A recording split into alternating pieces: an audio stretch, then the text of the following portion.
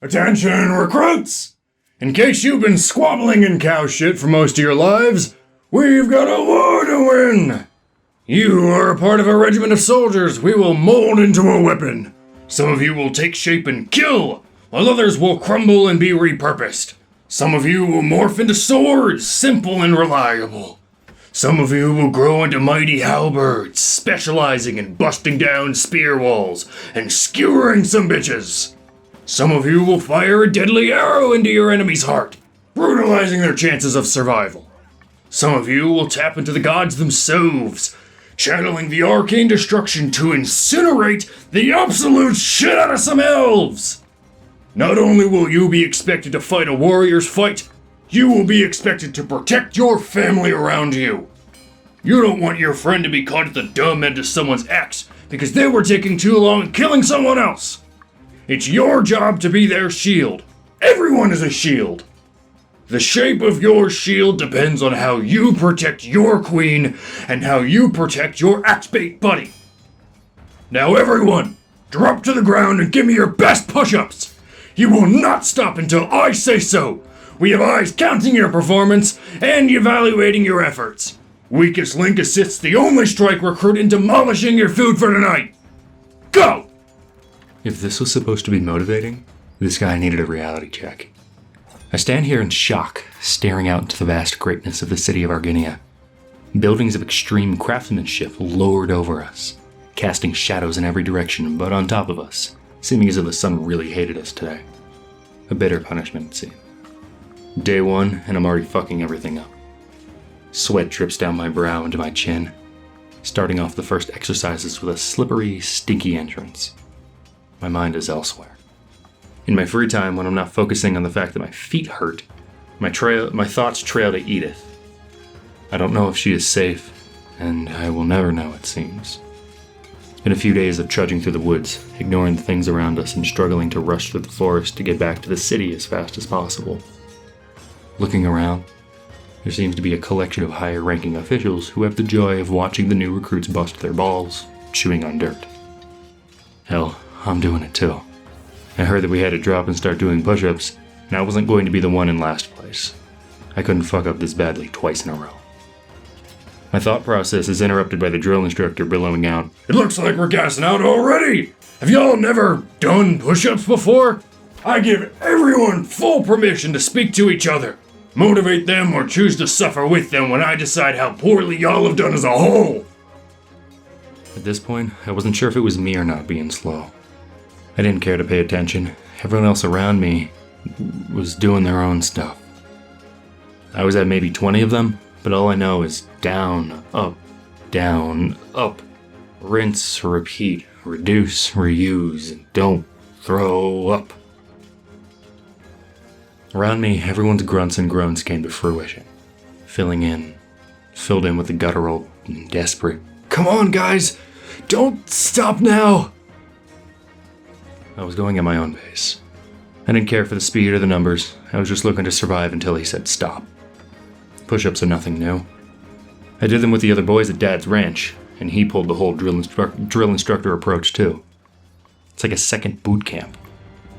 I tried to keep track of the amount that I was doing and the amount of time that had passed, but I was mostly filled with penetrating thoughts of what it would be like to be a soldier and fight for the greater good. I'm not excited for the slaughter. That's not what's motivating me. It's mostly making a difference and becoming strong enough to find Edith. I think the last number that I remember was 36. For the first time, I take a look around to see everyone else and how they're doing. The muffled shouts of piss-poor attempts at motivating others into doing more is negligible. Some have entirely given up and succumbed to laying down, huffing and puffing, receiving belittling comments and screams from some of the other guards on how weak they are. I feel bad for some of the girls. There's a hell of a lot of pressure here. They hold their own, but I seem to be one of the few only, still moving. Slow and steady. Concentrating and forgetting the pain is the only way to keep going. My arms are on fire and I feel like throwing up. Perhaps I might later. I would love to properly make out the shouting of the drill instructor and the other guards, but my ears are rumbling and drowning out the sounds. It was pretty obvious that I was ignoring everyone else around me. I was now struggling like hell, finding my arms giving out, but I just decided to take as deep of breaths as possible. Eventually, I noticed there's a large pair of boots underneath my death stare into the dirt. It's him! Rhumeim Bellow! I struggled to speak, bending my arms and dropping my body once more, but managed. That's me. Why are you still moving? You didn't say stop, sir. There was a brief pause before a light chuckle. You're damn right, son. You may stop. I instantly collapsed onto the dirt and struggled to breathe. I sat up and looked at everyone else, gasping for air and coughing. For but a moment, I was stricken with seeds of doubt. This was common for me, but it didn't make it any less painful every time it happens. Why am I here? Is this where my life should be going? Apparently I'm capable, but I feel nauseous nonetheless. On your feet, soldiers! Oh boy, I don't know that I can do that. Okay, here we go. Oh God.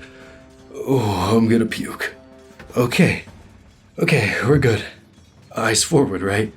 Simple. Everyone else around me is dying, but I don't think it's too difficult to recover from a bunch of push-ups. We will now go for a 5-mile run. Pull up your panties, take a deep breath, and move!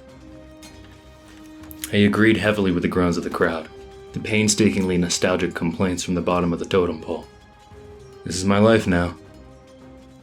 A couple hours went by and the sun began to fall. Some of the soldiers among our platoon took a heavy hit, being berated by the superiors on how they were dragging us down.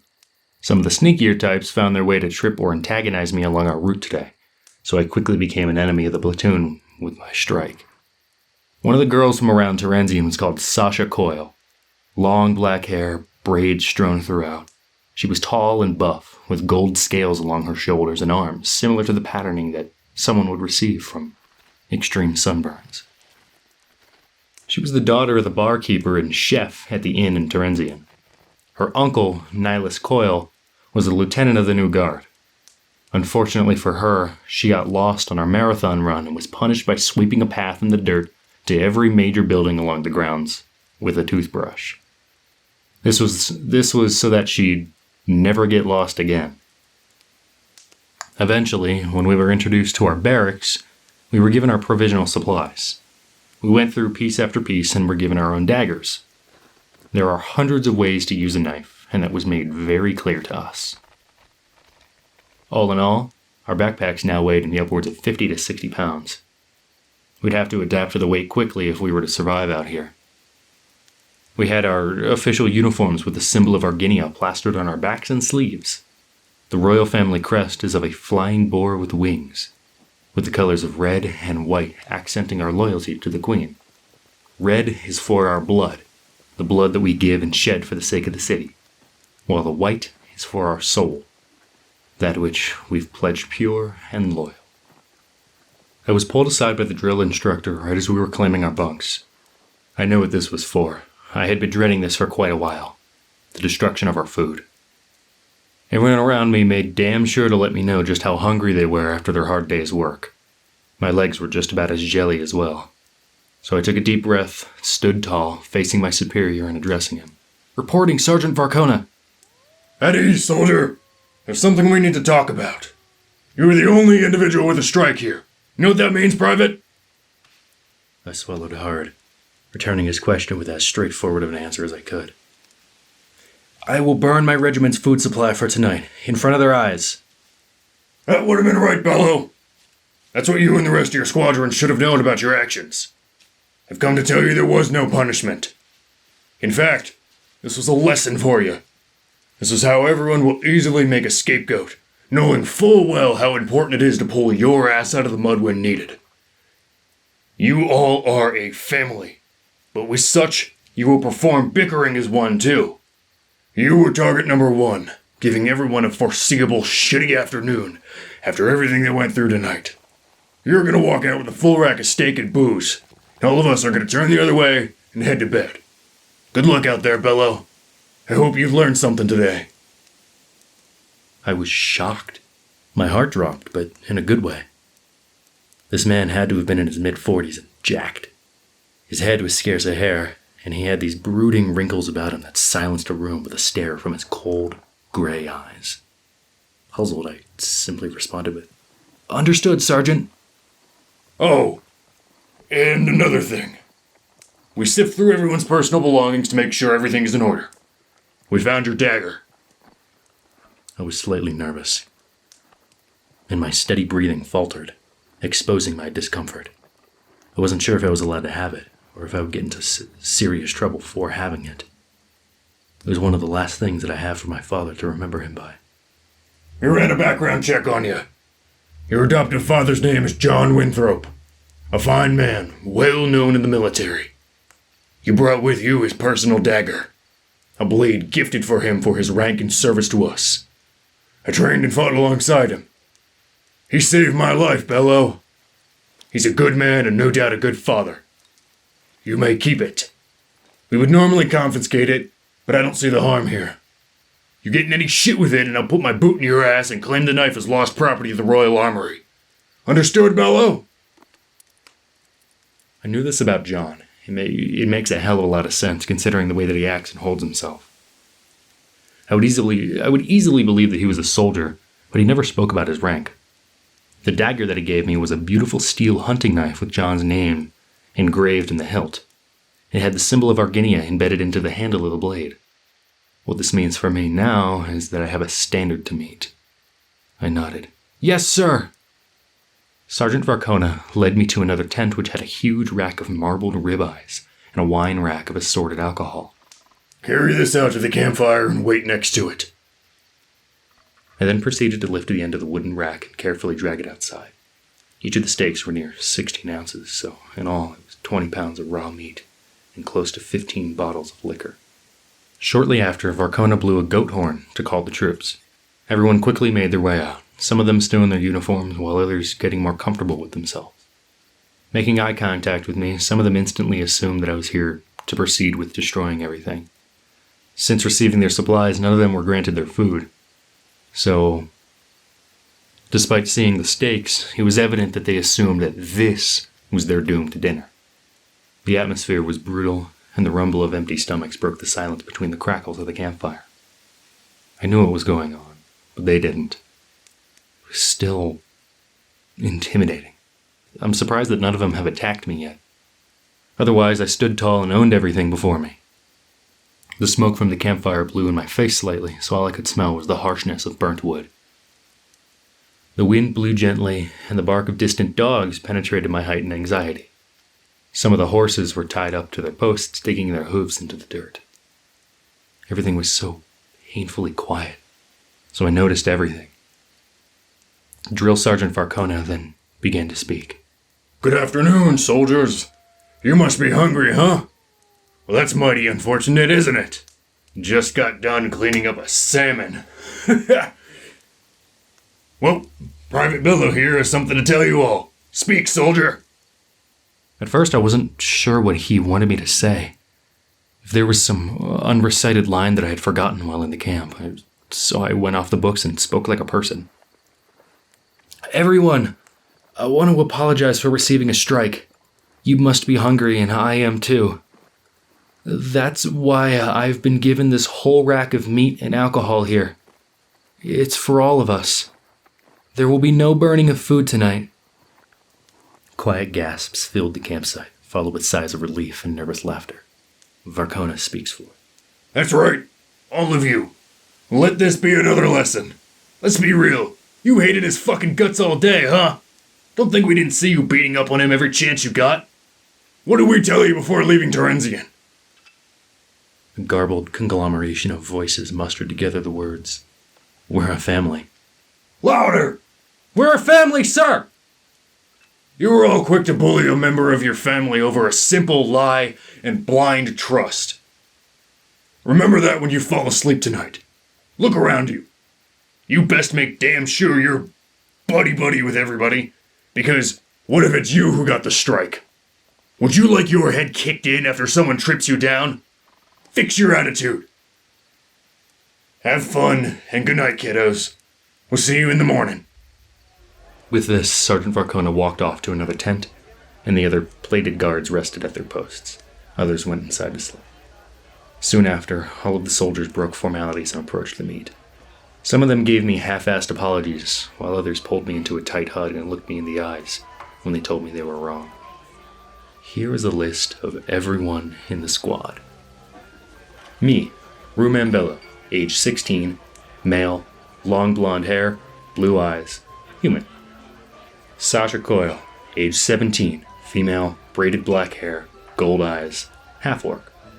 Giles White, age 16, male, short brown hair, brown eyes, human. Marvin Sean, age 16, male, long brown hair, blue eyes, human. Carson Blaze, 16, male, short blonde hair, blue eyes, human. Bela Irongull, age 16, female, braided red hair, green eyes, dwarf. Lawrence Zulo, age 16, male, short brown hair, green eyes, human. Natalia Autumnlaw, age 15, female, long red hair, green eyes, halfling.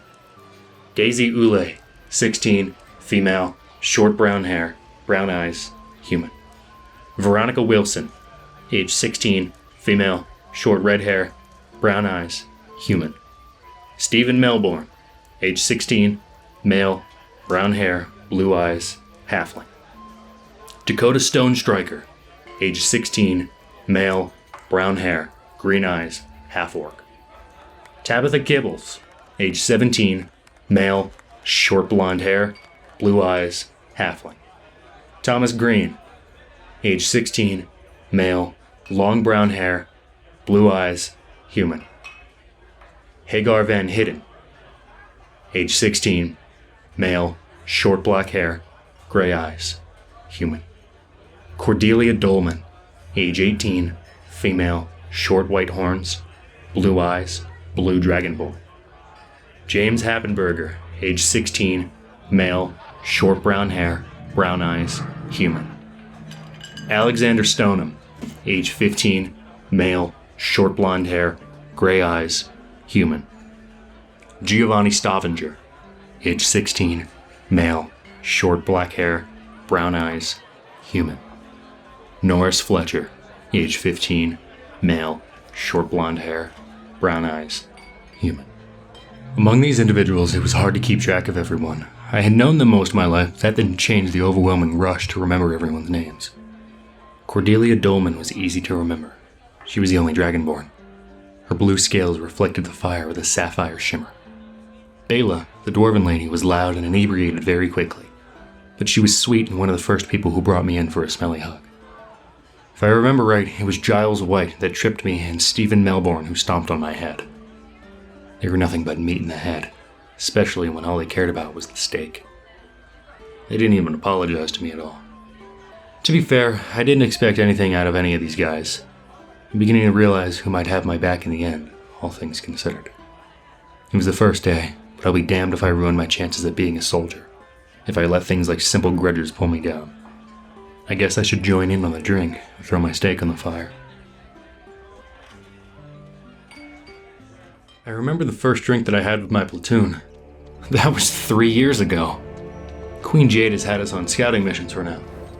I'm in a position where I am officially recognized as a soldier, and I have just been promoted to a nice ranking.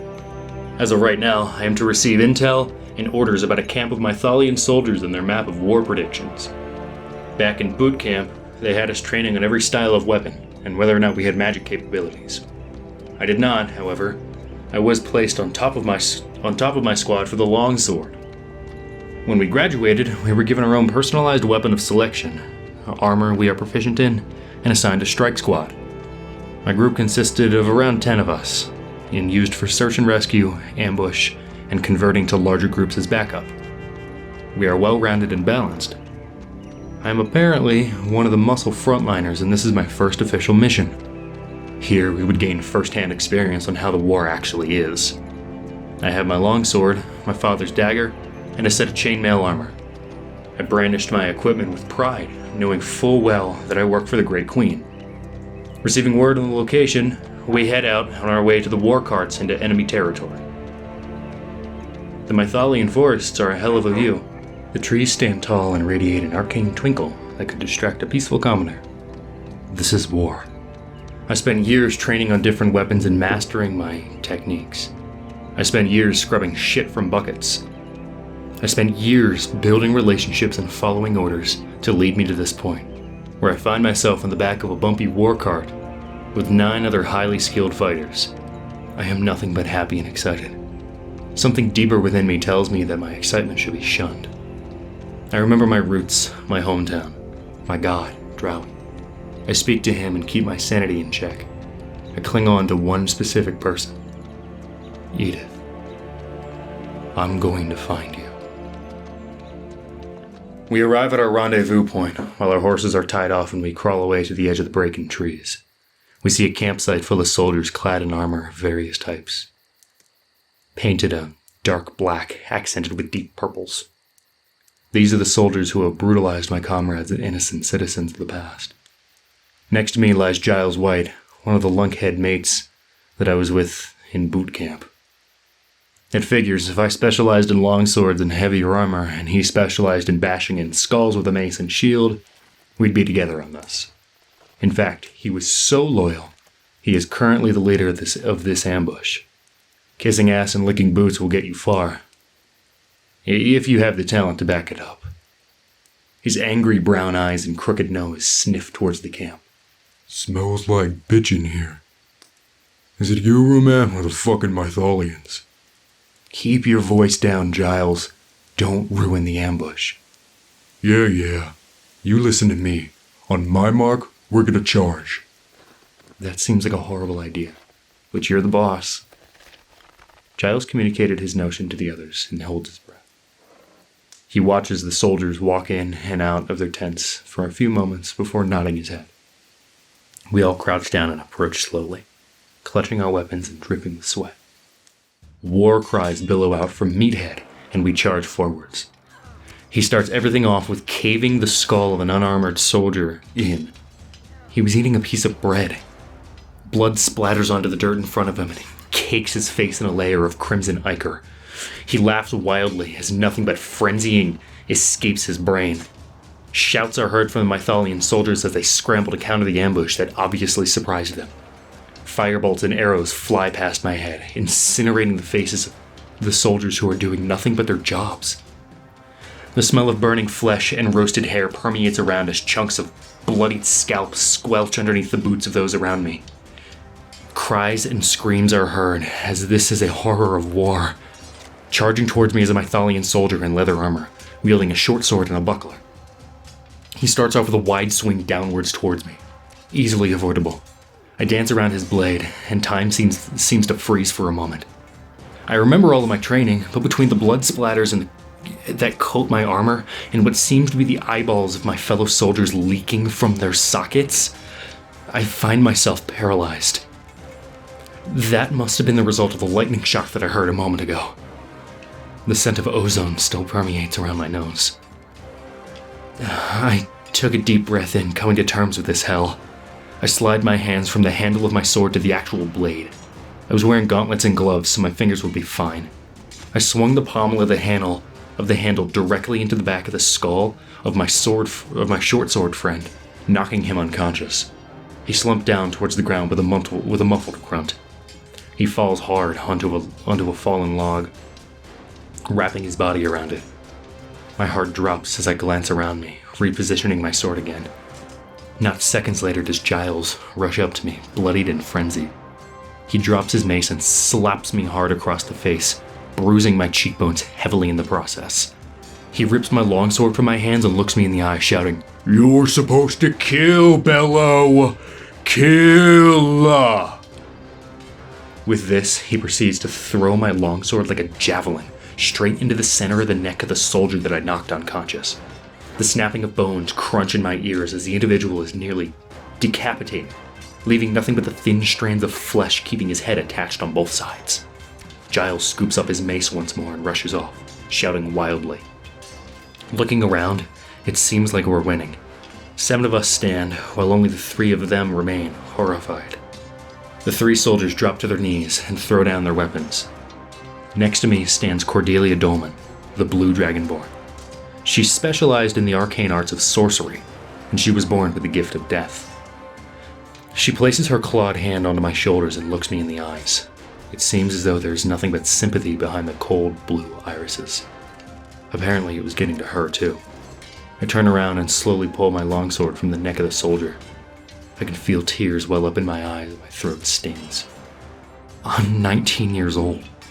What the hell am I doing? With the 3 surrendered soldiers on the ground, Giles takes absolutely no time to consider taking them as hostages. He instantly flattens the face of one of them, while they scramble to their sides, understanding their fate. They struggle to reach for their weapons as one of the other soldiers, Bela Irongull, the dwarven lady from boot camp, stomps on the Mythalian soldier's pleading wrists, stopping him short of his spear. Ho ho ho ho! No, you don't there, kiddo! Bela swings her great axe down and severs the hand of the Mythalian clean off, echoing throughout the camp with a sickening crunch. A scream is blown forth from this poor man as her axe finds itself deep within the orbital bone and mouth of the one-handed victim. Shortly after, an arrow is fired directly into the heart of the final struggling Mythalian girl.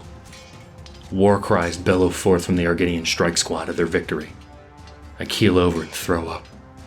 Whether this be the sight, sound, or smell of abhorrence. How is everybody okay with this? Why is everybody so ready for murder? Is this what it's like to be a soldier? Is this what my father did? Soon after, the rest of my squad began to ransack the camp, tearing it apart and mutilating the bodies. I glance around, familiarizing myself with the plan of war. Where are the other encampments? I begin to grow nervous. There were only 15 units stationed here. I ran up to Giles, who was currently emptying the pockets of a man he slew with my sword. Giles, I think we need to be on the lookout for... I was interrupted by the sparks of arrows, embedding itself deep within the shoulder of my angry boss. He screams out in pain, snapping the arrow off and out of him. Seconds later, a slew of projectiles finds itself brutalizing my squad. Many bodies fall, and we are quickly outnumbered by an array of Mythalian backup.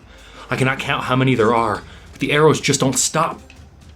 Intermixed between them are firebolts and purple blasts of arcane energy homing in on my comrades. I scour the battlefield in search of anything. Approaching from the outside of the camp is a band of elves clad in robes and ethereal armor, alongside blackened leather armor of archers closing in on us. Cordelia is crouched behind a stump, clutching a deep wound on her side. One of the battle mages seems to be readying a huge fire spell, aimed in her direction. From where I was positioned, I was standing between a tent and a fallen log, using it as cover alongside Giles. I needed to do something.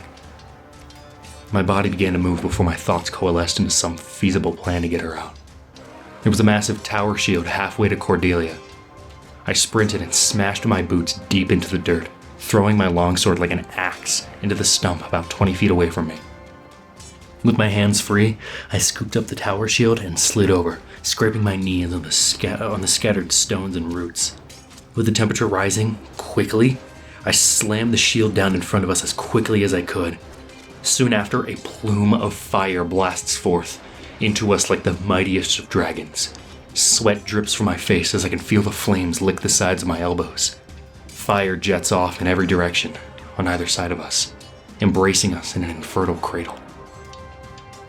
I shout out a roar and struggle to fight against the arcane blaze. Eventually, the spell wears away and dissipates. Breathing hard, I glance to Cordelia, who looks up at me with horror. Thank you, Rhumeim. I would have been killed if it wasn't for you. No problem. I have your back. The blue dragonborn twitches her claws around, mutters a few arcane words, forming a purple ball that emanates within her grasp. 3 globules of arcane energy jut out of the sphere to turn into the form of an arrow, flying over both of our heads and smashing into the Inferno wielder. He falls to the ground with a hard thump, neutralizing our threat. I nod to her and grit my teeth. I motion towards Giles, who is still back behind the tent. Cordelia nods to me, and the two of us charge across the battlefield. I do everything within my power to hold up the heavy tower shield and brace for impact. Cordelia sticks close to my hip, using the shield as protection. Countless arrows clamber into the shield and bounce off, ricocheting into the dirt. The two of us reach the other side, where I take one more glance back onto the battlefield. Everyone is dead. Giles whispers, If we plan on making it out of here with our lives, we need to retreat now. I have the map. The mission is done. Get the fuck out of here. Rhumeim, watch our six with that shield. Cordelia, take the center and provide artillery fire. I will lead the way and to the horses. Cordelia pulls from her bag a spool of rope. We should tie this to each other. That way, we follow the pull of Giles and trust his guidance. We can focus more on protecting our unit this way. I nod. Understood. Ready? Giles grits his teeth. Ready. With this, we charge. I'm finding my rhythm between walking backwards and sideways, holding up the shield as best we can. It's heavy as hell and my arms sting, but the two of them are relying on me, so I push through the pain. Arrows and splashes of ice batter into my shield as we charge forwards. Cordelia unleashes an arrow of acid that she points towards one of the archers, melting through his armor and leaving a hole from one end to the other. Nice work! Giles shouts out. We're almost there. Soon after, we reach our horses. Giles takes one look into the cart to see if anything important was left there, and decides that there isn't. We abandon the war cart and hop onto the horses, rushing forwards as fast as they can take us out of the range of their arrows. Or at least, I thought as I find myself suddenly bleeding from my side, where an arrow has embedded itself through my armor and under my skin. I didn't even feel it go in, nor do I feel it now. We just need to make our way to an Arginian outpost, and we would be safe.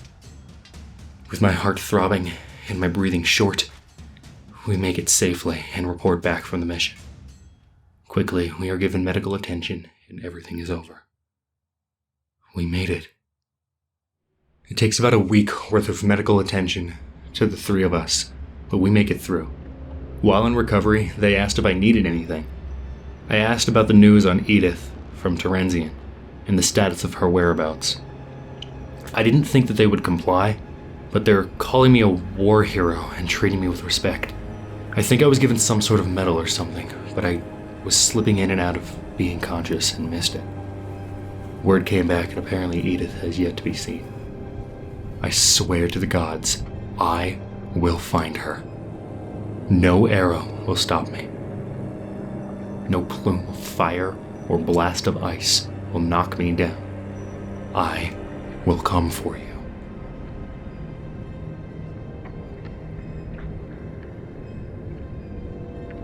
Without the blink of an eye, I was marked as fully recovered and back on the field with a new longsword. This is horrible. This is the shit that has been happening behind our backs while we plowed the fields. And I'm a part of it too, directly assisting the abhorrence of the Gore and inhumanity. These men and women were soldiers, like me. I find myself waking in a cold sweat at night, reliving that day over and over, looking at the bloodshed and casual mutilation. Giles was promoted once more as an official mission leader from his performance. I think Cordelia put in a good word. He was just in the right place in the right time.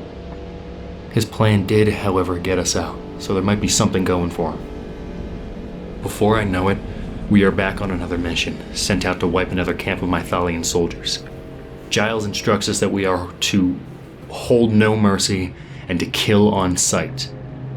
These soldiers are apparently extremely deadly and to eliminate everyone out there. I tried to tuck away my fears, given that this was a mission that we were given by the higher generals of the Arginian military. This is what it means to be a soldier, risking my life in every single mission, ending the lives of others. I haven't even killed anyone yet. I don't know if I could slaughter as easily as Giles or Cordelia. Luckily for me, we were assigned the same strike squad again, so I know that they have my back and I have theirs. We receive the location and head deep within the Mythalian forest. I strain my ears, attempting to point out anything that could be a potential threat. We arrive at the location, and before us is an encampment of tents with a smoldering fire. The coals are a bright black and orange, seeming as if the fire has just been put out. It is nighttime this time. There is something off about these tents. The other militant ones were black and purple, with the symbol of Mythal plastered around war banners. These buildings seem to be a lighter brown, made of pelts and mosses. These are druidic in nature, and looking about the camp, there are a number of different shrines dedicated to Ver, the goddess of nature. This isn't right. This can't be the location. I need to alert Giles before we make a mistake. I softly crunch my way towards him and tap his arm. He grunts. What do you want, Billow? These aren't soldiers. Doesn't matter. The mission is clear. I don't understand. These are not Mythalian military. We must have the wrong camp. Rhumeim, you will shut up and do as you're told, or I'm going to make you look like a casualty. I said nothing in return, but just stared directly into his cold, dead pupils. The moon reflected off of them, giving them a sinister sheen. On my word, we move. Quietly. The wind softly blows through the trees as Giles nods his head towards the direction of it. All of us softly approach the camp, splitting off into the outside of the different tents. We do not have enough men to cover every building, but that just means that we need to act quickly. On Giles' next command, we all bust in and slaughter the soldiers independently.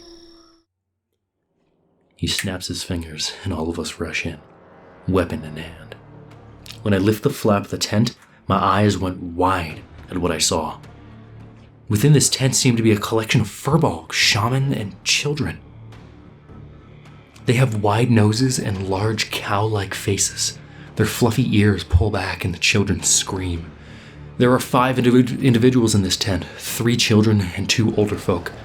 They look at me in shock and horror, backing themselves into a corner and holding up their symbols of Ver in my general direction.